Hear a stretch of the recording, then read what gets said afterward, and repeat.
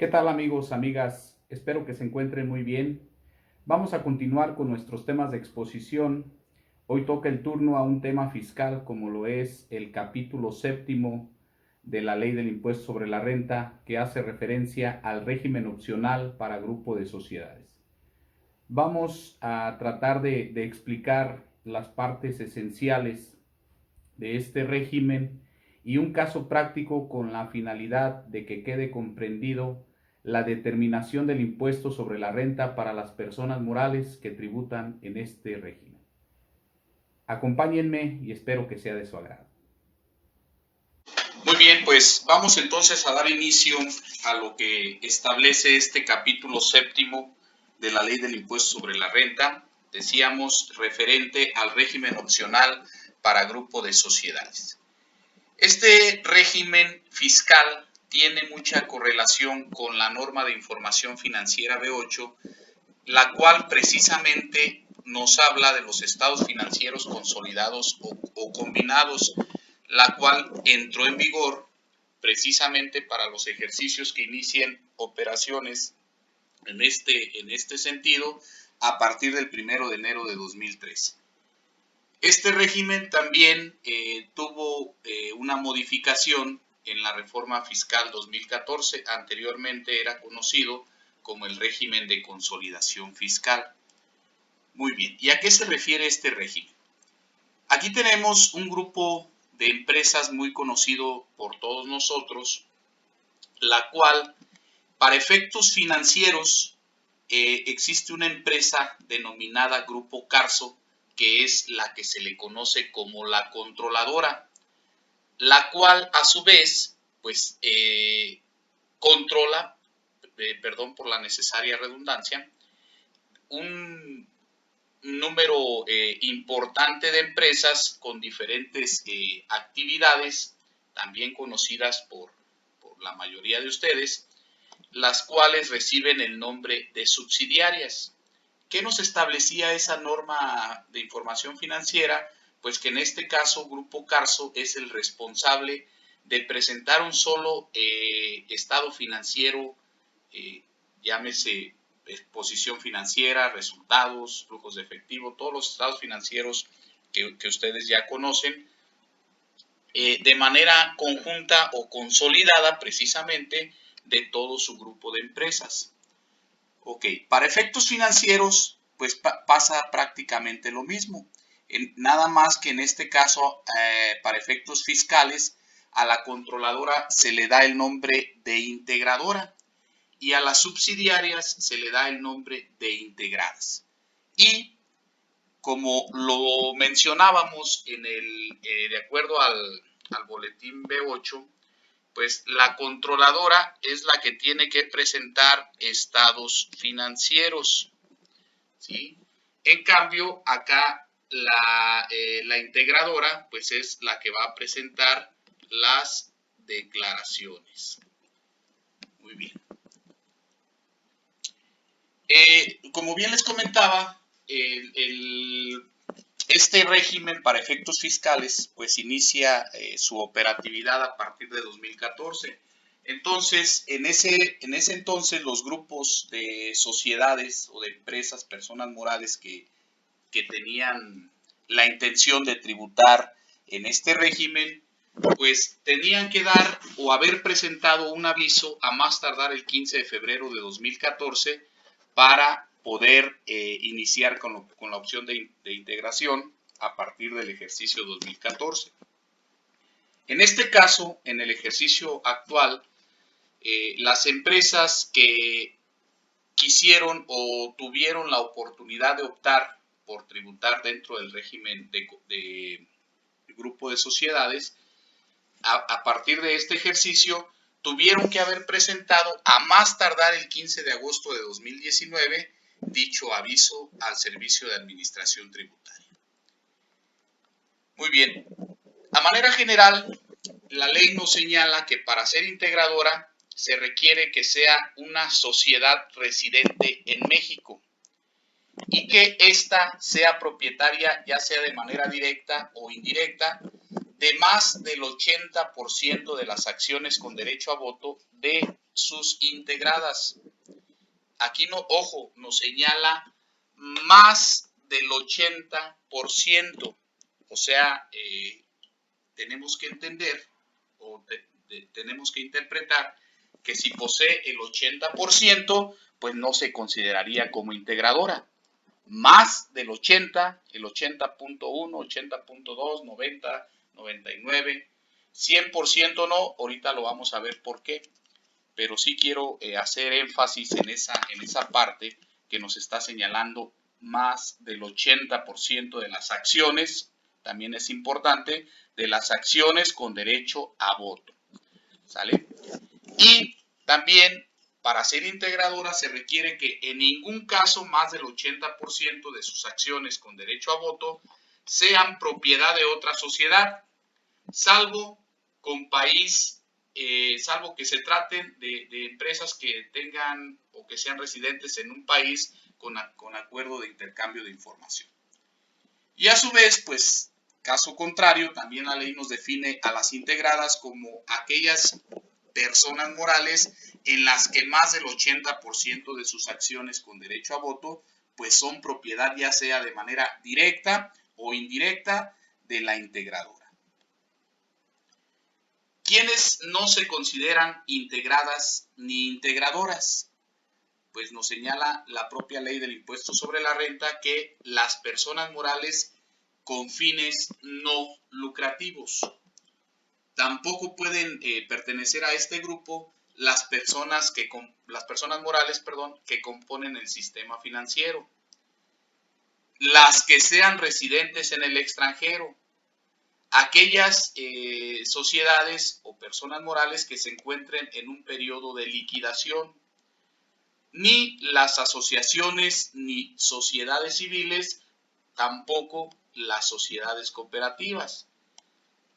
Tampoco podrán pertenecer a este régimen opcional las personas morales que tributen como coordinados, régimen que vamos a ver más adelante. Las famosas AMP, Asociaciones en Participación, que establece el Código Fiscal de la Federación, maquiladoras y las que se encuentren con pérdidas fiscales que se hubieran generado con anterioridad a esta opción, con excepción a las que ya venían consolidando fiscalmente, ¿sí? O sea, una empresa ya sea integrada o integradora que trae arrastrando pérdidas y que ya anteriormente venía tributando también en otro grupo de sociedades, sí podrá pertenecer a este régimen opcional. Bueno, aquí también la fracción décima nos señala que las empresas de servicio de transporte aéreo tampoco podrán pertenecer a este régimen opcional. Muy bien. El artículo 64 de la propia ley del impuesto sobre la renta nos señala cómo se va a determinar el ISR anual. En principio, nos señala, la integradora e integradas deberán calcular de manera independiente su resultado fiscal. Posteriormente, la integradora determinará su resultado fiscal de la siguiente manera. Va a sumar los resultados fiscales del ejercicio de todas sus integradas. A esa suma le va a restar las pérdidas fiscales que pudiesen existir en el ejercicio también de todas sus integradoras. Cabe hacer la aclaración que estas pérdidas pues son sin actualización. Y a su vez tendrá que sumar o restar, dependiendo del resultado obtenido, precisamente el resultado fiscal o la pérdida de la propia integradora. Si hablamos de la pérdida, también esta sería sin actualización. Con lo cual obtendremos nuestro resultado fiscal integrado. Dice, los conceptos anteriores se determinan en participación integrable, ¿sí?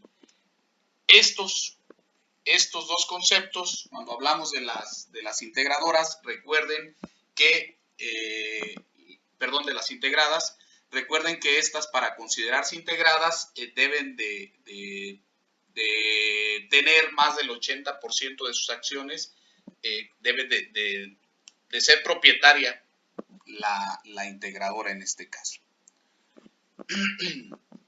Entonces, si posee un 85, un 90, 95%, pues en ese porcentaje de participación integrable tendrán que establecerse o determinarse los resultados o pérdidas fiscales de esas integradas. Ahorita lo vamos a ver con más detalle en el caso práctico.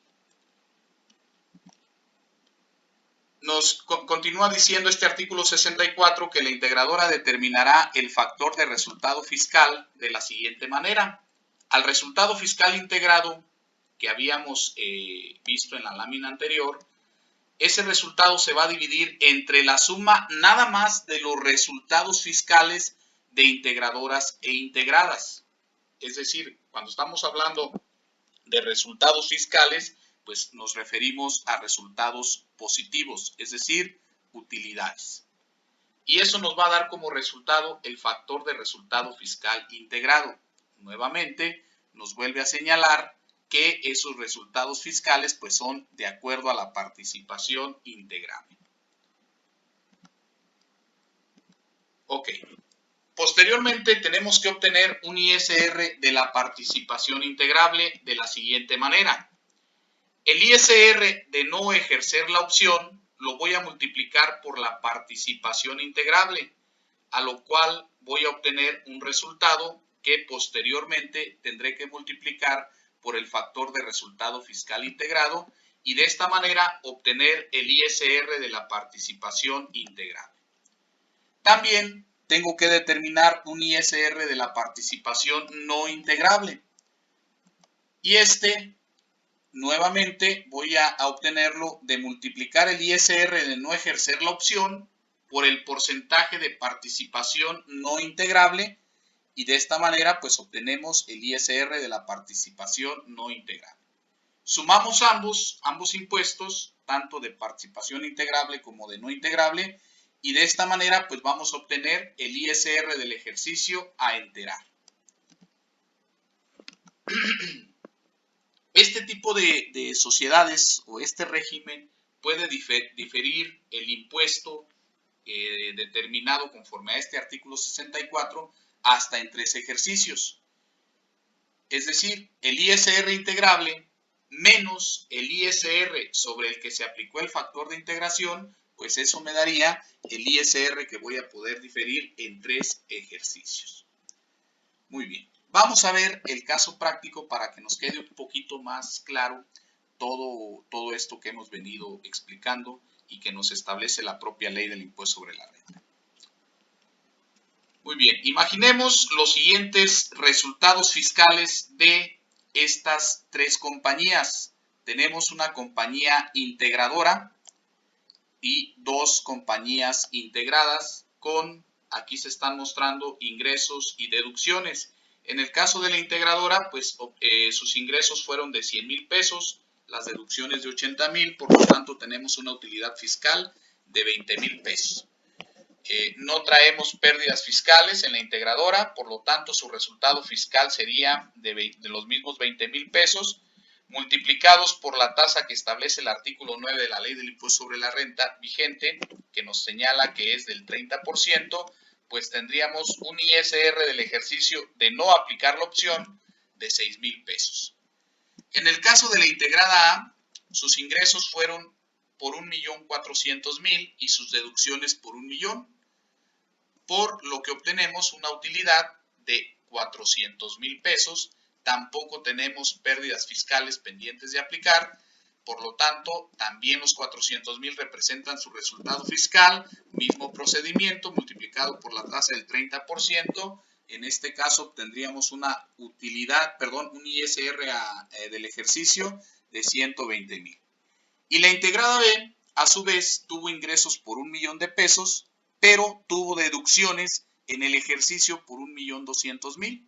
Por lo tanto, esta empresa obtiene una pérdida fiscal en el ejercicio. Al obtener pérdida fiscal, pues su resultado fiscal sería 0. Aquí estoy señalando los 200,000 nada más para efectos prácticos, visuales, de que ustedes puedan observar que pues la pérdida sigue siendo de 200,000, pero pues no tendríamos un impuesto a pagar ya que por la situación que acabamos de comentar de que se obtuvo una pérdida. Muy bien. Y nos señala que la participación integrable será del 90% en ambas integradas. Continuamos entonces. El resultado, bueno, continuamos con la determinación del resultado fiscal integrado. Y nos decía la ley que se van a sumar los resultados fiscales del ejercicio de integradas, 360,000, y le voy a restar las pérdidas del ejercicio también de las integradas. ¿De dónde obtenemos estos 360,000? Como bien recordarán, bueno, me voy a regresar un poquito para que quede mejor explicado. Resultados fiscales de integradas. Decíamos que cuando nos referimos a resultados fiscal, nos estaremos refiriendo a utilidades fiscales. En este caso, el resultado fiscal de integradas nada más serían estos 400,000 pesos.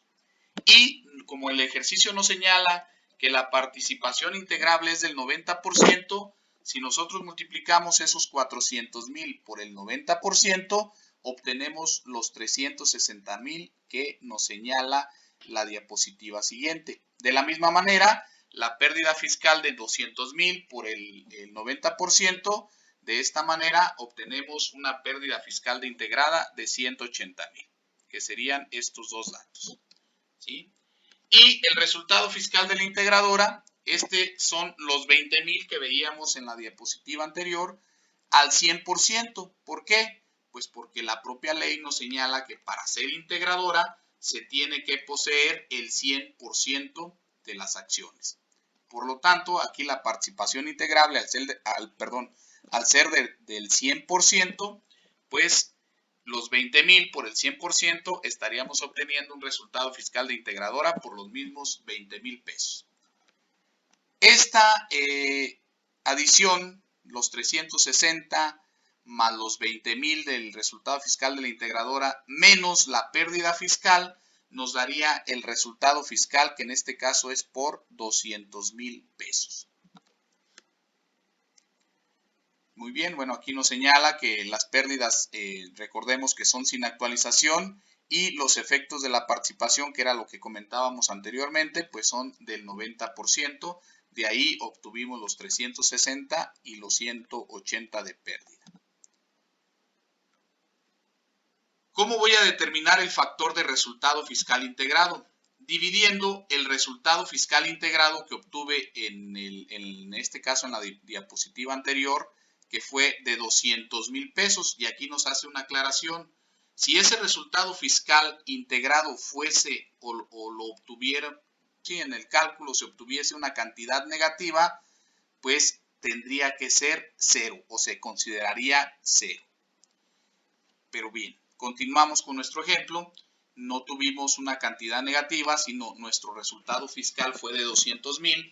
Ese lo vamos a dividir entre la suma de resultados fiscales, que fue de 380,000. Recordarán que el resultado fiscal de la integrada, de acuerdo ya a su participación integrable, de la integrada A, fue de 360,000 más los 20,000 de la integradora. De esta manera obtenemos los 380,000, que sería la suma de resultados fiscales. Al hacer la división, pues vamos a obtener nuestro factor de resultado fiscal, que en este caso sería de 0.5263. Muy bien. Ya que tenemos el factor de resultado fiscal, pues vamos a proceder a determinar el ISR a enterar. Para esto, recuerden que teníamos que calcular el monto de la participación integrable y el monto de la participación no integrable. Muy bien.